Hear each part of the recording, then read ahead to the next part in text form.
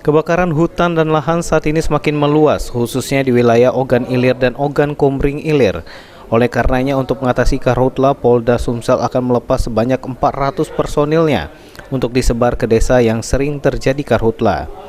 Personil itu sendiri nantinya akan bertugas untuk membantu warga dalam mengatasi karhutla, serta melakukan sosialisasi ke warga terkait karhutla. Selain melepas personil ke lokasi karhutla, Kapolda Sumsel Irjen Pol Rahmat Wibowo meminta pada camat dan kepala desa di Sumsel untuk memberikan himbauan dan mengingatkan keluarga agar tidak membakar sampah dan membuang puntung rokok sembarangan yang menyebabkan kebakaran hutan dan lahan di cuaca saat ini. DPRD menghimbau seluruh camat, kepala desa untuk terus mengingatkan warganya kalau kebakaran hutan itu nggak ada nyamannya. Tadi pagi kita bisa cium bau asap ya. Kemudian untuk penerbangan juga tidak aman. Jadi tolong pengertiannya, bersabar. Anak-anak sekolah, ISPA ya, itu banyak kerugiannya.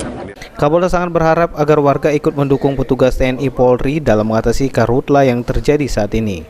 Firman Hidayat, PAL TV.